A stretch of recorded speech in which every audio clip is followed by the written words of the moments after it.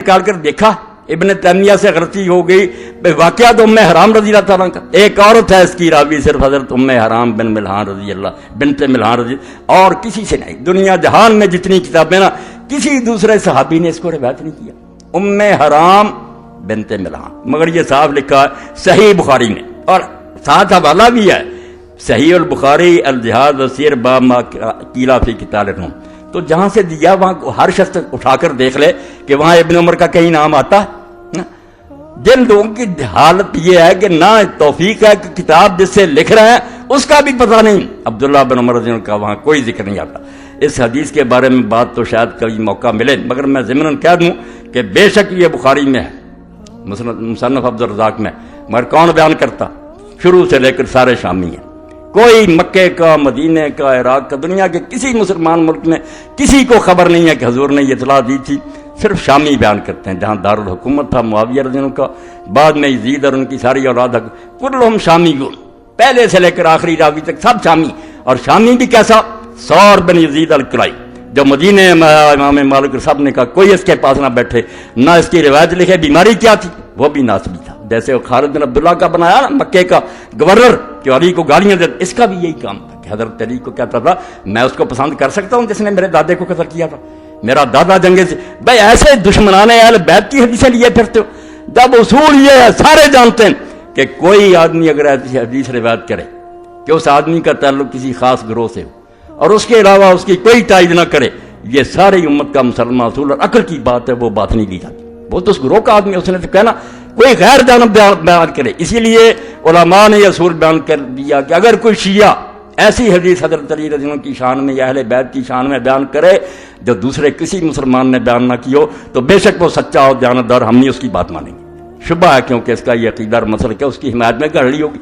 بات قدرے دل کو لگتی ہے کہ واقعی محتاط رہنا چاہیے، مگر یہاں آ کر سارے اصول ختم۔ ثور بن یزید الکلائی کا نکال لیں ترجمہ، اگر یہ علی سے دشمنی رکھنے والا نہیں تھا میرے ذمہ لگائیں، اس کی حدیث معتبر ہوتی ہے، جو علم حدیث اس کے مطابق کوئی گروہ جس کا خاص عقیدہ وہ اپنے مسلک کی حمایت میں، بھائی ناصبی نے تو کہنا ہی تھا کہ معاویہ جنتی اور یزید بخشا ہوا، کوئی اور کہتا ہے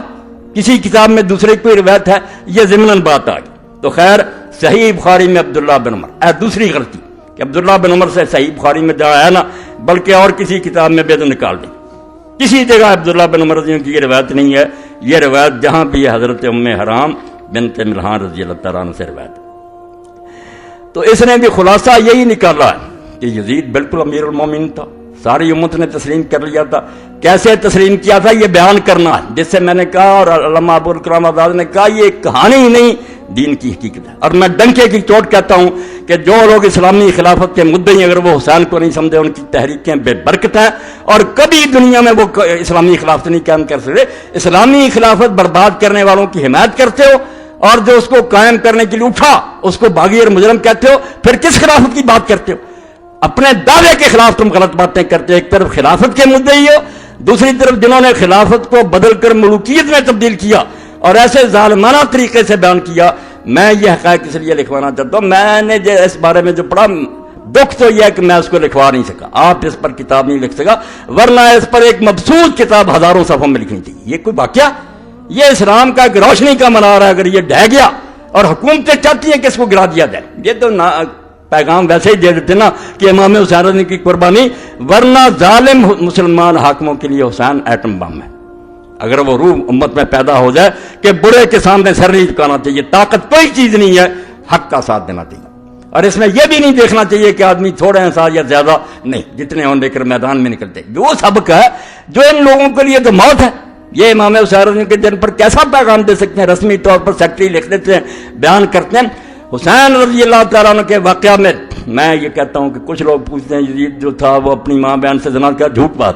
ایسی باتوں کی ضرورت نہیں، نہ ہمیں یزید کو کچھ برا بلا کہنے کی ضرورت ہے کہ اس میں یہ برائیاں تھیں، برائی سب سے بڑی یہ ہے جو اللہ کے رسول علیہ السلام نے فرمائی تھی کہ اول من یبدل سنت رجل من بنی امیہ۔ اصل اعتراض میرا یہ ہے جو اصولی ہے، ہمیں کوئی اس سے بحث نہیں، وہ شراب نہ پیتا نماز نہ، جس طریقہ سے یہ خلافت بنی ہے میں مولانا ابوالکلام آزاد رحمۃ اللہ علیہ کے حوالے دوں گا اس سلسلے میں، کیونکہ وہ نایاب ہے، وہ میرے بچے نے کوشش کی اور بڑی محنت سے اس نے وہ کرمی جو تھے فوٹو اسٹیٹ کرا کے لایا، بڑی محنت کیا جعفر بچے نے اس بارے نے، آزاد نے لکھا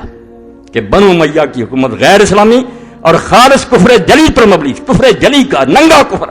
کہ تشدد سے اور زبردستی سے جو حکومت بنوائی جائے اور جب زبردستی جو مسلمانوں کے تخت پر بیٹھ جائے وہ فرشتہ بھی ہو تو شیطان ہے. کوئی حق نہیں. مسلمان امت کا حق ہے کہ اپنے لیے اپنا قائد چنے. ایک شخص زبردستی بیٹھ جاتا ہے اور بعد میں بیعت لیتا ہے، یہ خود اتنا بڑا گناہ اور جرم ہے کہ اس کے ہوتے وہ شراب نہ پیے، زنا نہ کرے، نمازی ہو، دیندار، حاجی ہو، انتہا درجے کا بدماش ہے. اس کو کس نے کہا تھا کہ امت کا تخت جو ہے غاصبانہ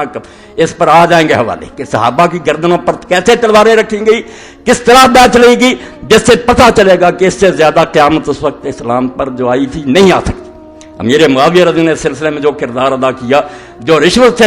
ہاتھ میں آ گئے، پیسہ دیا، جو تلواروں کے ذریعے ڈرائے جاتے تلواریں ان کے سروں پر لڑائی گی.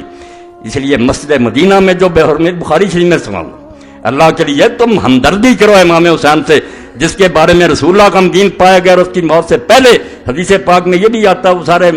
علامہ البانی صاحب نے اکٹھے کر دیے کہ حضرت علی رضی اللہ عنہ فرماتے ہیں حجرے میں داخل ہوئے، رسول اللہ کے آنسو بہ رہے. فرمایا یا رسول اللہ آپ بچے کو اپنی گود میں کھلا بھی نہ، رو رہے ہیں. فرمایا ابھی خبر دی گئی کہ یہ بچہ شہید کیا جائے. آپ نے کبھی نام نہیں لیا، ان حدیثوں کا حوالہ نہیں دیا. اتنا بغض اور کینہ ہے کہ تاریخی جھوٹ. اور میں نے جو آیت پڑھی شروع میں کہ جب تولو تو پورا تولو اور صحیح ترازو کے ساتھ تولو، بعض لوگوں کو سمجھ نہیں آئی وہ کون پر میں نے اس لیے پڑھی کہ اسی شیخ القرآن نے خلاف تو ملوکیت کی شرعی حیثیت لکھی، مولانا مودودی صاحب کی کتاب پر تبصرہ کیا اور اس میں یہ بات کہی کہ ہم مانتے ہیں کہ صحابہ کرام سے بڑے بڑے جرم ہوئے. اس نے دوسروں والا راستہ نہیں اختیار کیا، سیدھا کان پکڑا کہ غلط کام ہوئے. ان کو بیان کرنا بھی جائز ہے، جب قرآن و حدیث میں بیان ہوا کیوں نہ بیان کیا جب مودودی سچا، مگر بیان جو ہونا چاہیے وہ صحیح حدیثوں سے ہونا چاہیے، صحیح روایتوں سے ہونا چاہیے. بس یہاں آ کر اس نے نا بات ختم کی اور بات ٹھیک ہے.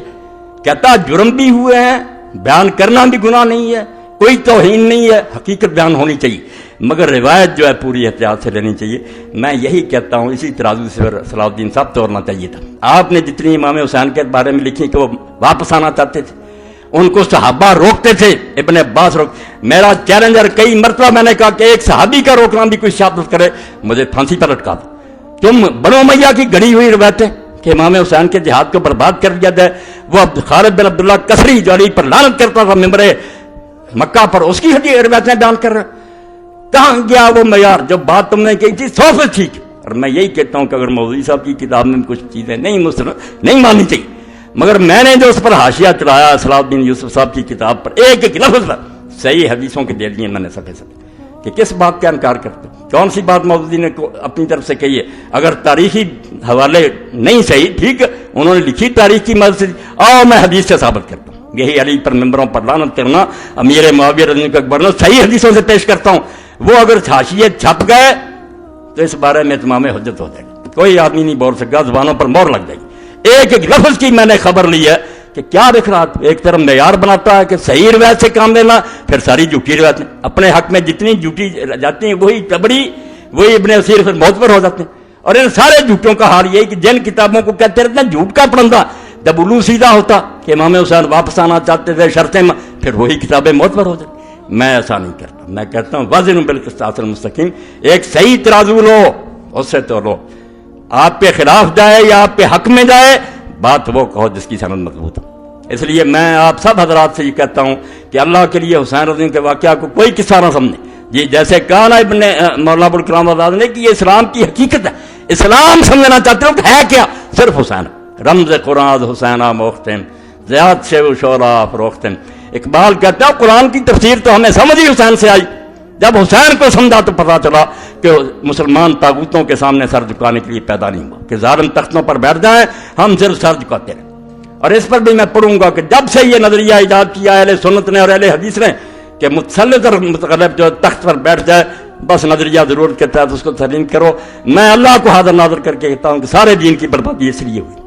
کہ جس چیز سے یہ ڈرے تھے نا کہ اگر مقابلے میں اٹھے تو خون ریزیاں ہوں گی، اس سے زیادہ برائیاں آئیں. خون دینے سے تو بچ گئے، یہ جانیں بچاری چوہوں کی طرح بلوں میں گھس گئے، مگر حرام دادے سے زیادہ حرام دادا آگے آتا گیا اور امت آج تک بھگت رہی ہے. اگر یہ سمجھتے کہ نہیں جیسے میری زمین پر کوئی قبضہ کر لے وہ غاصب ہے، جہاں تک ممکن ہو میرے لیے اس سے اپنا قطع چھڑانا فرض ہے. یہ حکومت جو ہے یہ جمہور کی ملک. کتنے کہتے ہیں جمہوریت کفر ہے؟ جمہوریت کفر یہودیوں عیسائیوں والی ہے کہ 50 سے زیادہ آدمی ہو جائے کہ شراب حلال ہے. ہمارے ایسا نہیں ہے، جو اللہ نے حلال اور حرام کر دیا وہی ہے. مگر اس کی تنفیذ کے لیے، اس کو چلانے کے لیے جو آئے گی ایجنسی، جو لوگ آئیں گے وہ کیسے آئیں گے؟ تلوار سے لوگ تخت پر بیٹھیں گے، دوسروں کو مار کر جو تخت پر قبضہ کرے وہ طریقہ ہوگا، یا باپ کے بعد بیٹا بیٹھتا جائے گا چاہے نالائق ہی؟